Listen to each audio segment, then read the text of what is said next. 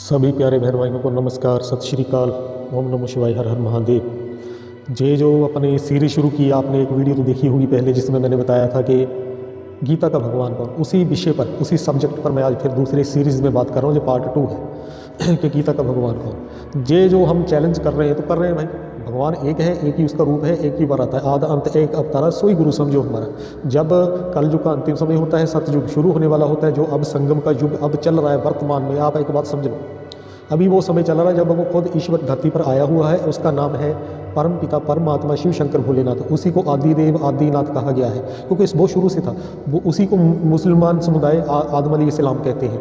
आदम अली इस्लाम वो मानते हैं कि शंकर है। कहते हैं इस धरती पर जो साकार सतगुरु है वो वही ओमकार नाथ है, ओमकारा है, ओम प्रेजेंट है, ओम है, ओम नम शिवाय है, वो शिव है। वो सतगुरु रूप में शंकर के शरीर में आके वो ज्ञान देता है। इस अज्ञानता की रात्रि को वो काट देता है, इसलिए हम महाशिवरात्रि मनाते हैं। तो वो उस महाशिवरात्रि, जब ये रात्रि होती है अज्ञानता की धरती पर, तो वो तब शिवरात्रि होती है, वो शिव धरती पर आता है। उसी को सिख समुदाय ने वो एक ओमकार कहा है। वही राम है, वही कृष्ण है, वही शिव है, वही विष्णु है, वही नारायण है। उसी को लेकर हमारे ऋषि मुनियों ने, जब वो आया था उससे 2500 साल के बाद द्वापर युग में, ये ग्रंथ लिखे, जे महाभारत लिखा गया, रामायण लिखा गया, भागवत गीता लिखी गई, भागवत लिखा गया, जे हमारे उपनिषद हो गए, जो जितने भी ग्रंथ हैं वो उनको पदवी मिली। जो ऋषि थे उनको वेद व्यास कहते थे। वेद व्यास एक नहीं था, अनेक थे जिन्होंने ये ग्रंथ लिखे। तो वो मनुष्यों द्वारा लिखे हुए ग्रंथ हैं, इसलिए अलग अलग उन्होंने भगवान बना दिए। 24 अवतार भगवान के बना दिए उन्होंने थे। अरे भगवान एक है।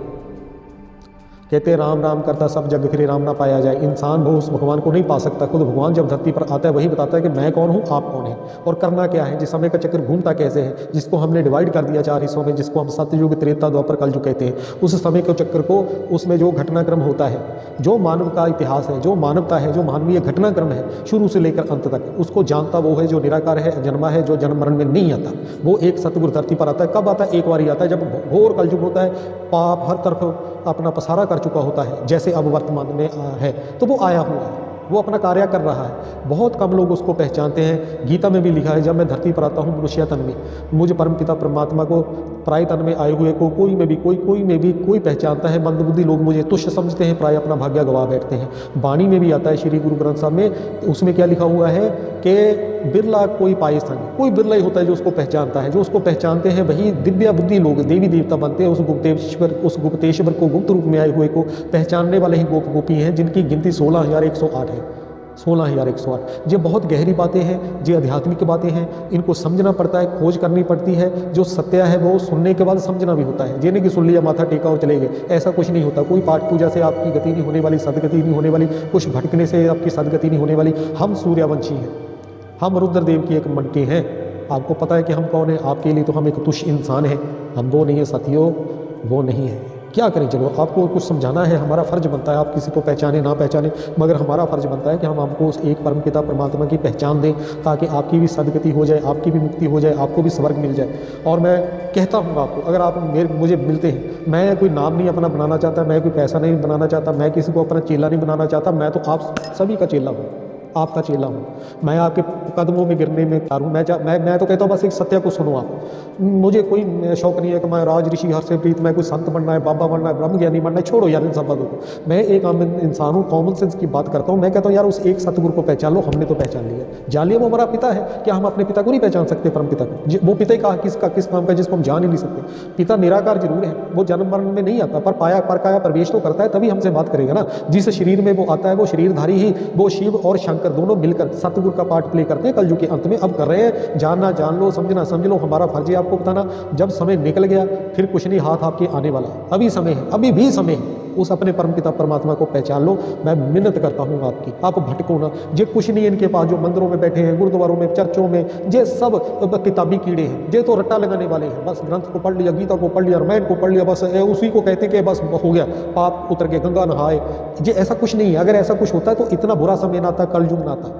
इतना पाठ पूजा चल रही है, इतना वो आप मस्जिदों में जाके देख लो, गुरुद्वारों में जा मंदिरों में देख लो, 24 घंटे पाठ पूजा चल रही है। कोई सुधार हुआ? इंसान बना? वहाँ भी झगड़े होने लगे हैं, मंदिरों में, चर्चों में, गुरुद्वारों में। अरे क्या कर दिया आपने? आपको समझ नहीं है एक सतगुरु की। पढ़ने से, रट्टा लगाने से, जपने से कुछ नहीं होता, ना होने वाला है ना हुआ है। चलो बात करते हैं गीता ज्ञान का समय।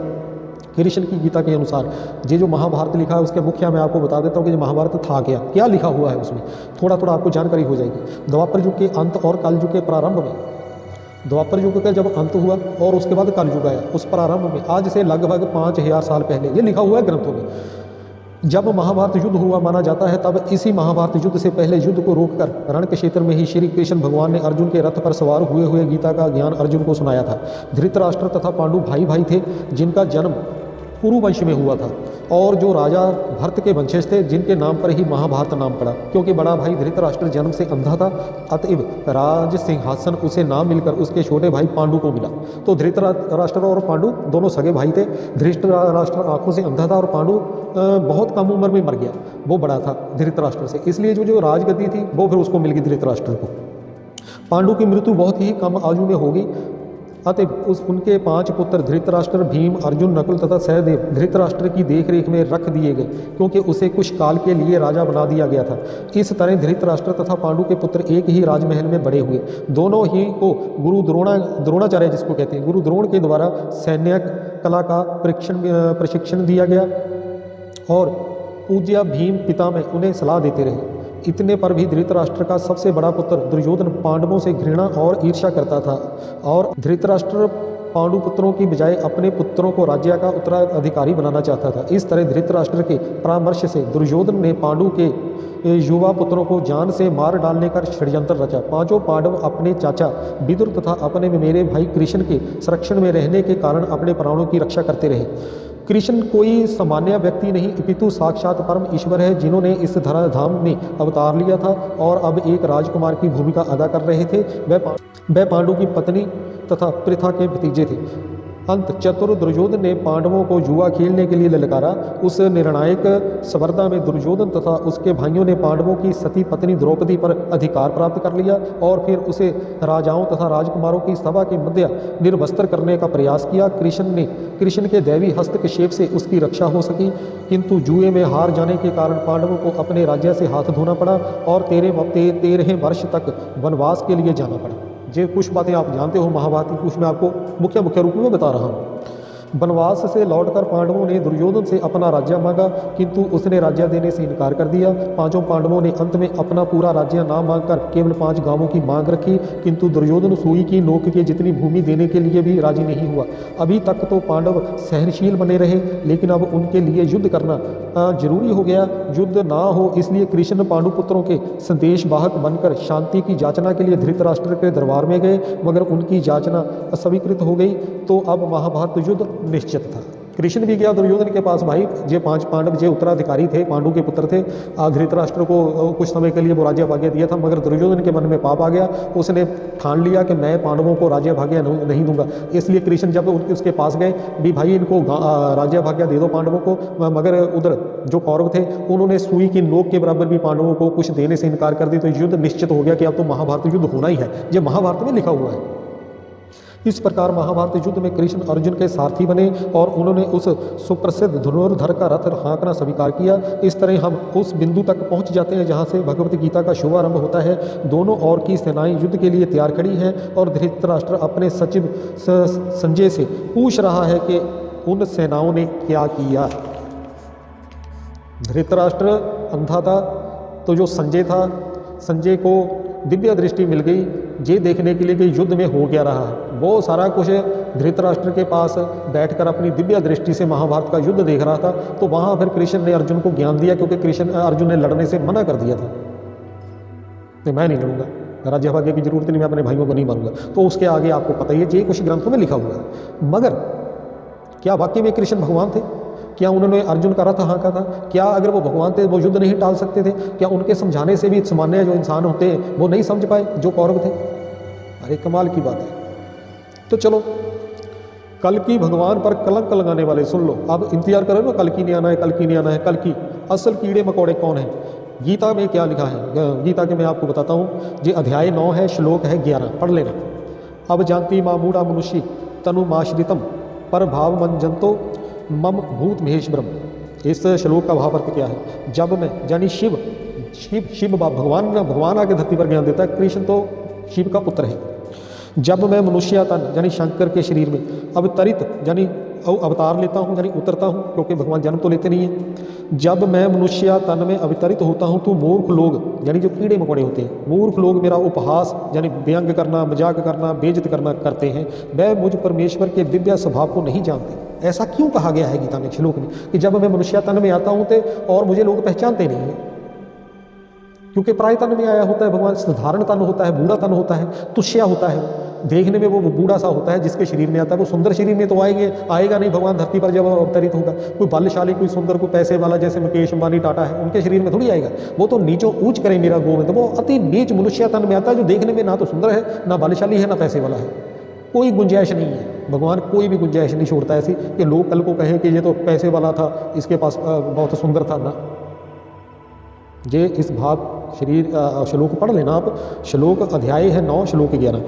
अब आगे, परम सत्य को समझने वाले सूर्यवंशम अरबों की मानव संख्या में बहुत थोड़े होते हैं। ज़्यादातर झूठे लोग ही कीड़े मकोड़े हैं जो भगवान को धरती पर आए को पहचानते नहीं है। वो भाग जाते हैं उधर जो बड़े बड़े सिंहासनों पर बैठे हैं, जिनके पास करोड़ों की गिनती है, जहाँ करोड़ों लोग बैठते देख लेते हैं बहुत बड़ा गुरु है, बड़ी बड़ी गाड़ियाँ हैं, बड़ा सिंहासन है। वहाँ सत्य नहीं है साथियों।